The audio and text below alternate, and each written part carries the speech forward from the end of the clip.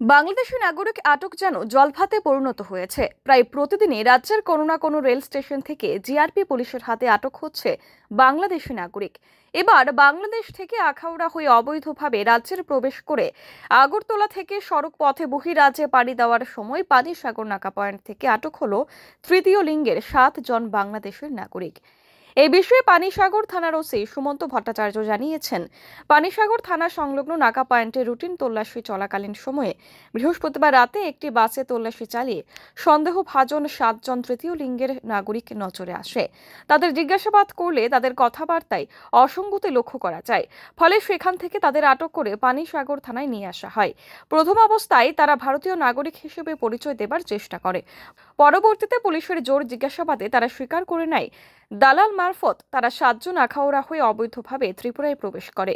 ত্রিপুরা থেকে সড়ক পথে বহিরাজ্য গিয়ে কোনো প্রকারে মুম্বাই পর্যন্ত পৌঁছাবার কথা ছিল তাদের।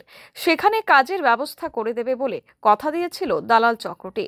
আটককৃত 7 জন তৃতীয় লিঙ্গের বাংলাদেশি নাগরিকের কাছে দালাল কর্তৃক অবৈধভাবে তৈরি ভারতীয় বেশ কিছু ডকুমেন্ট বাজেয়াপ্ত করা হয়। বর্তমানে এরা পানিসাগর পুলিশের হেফাজতে রয়েছে।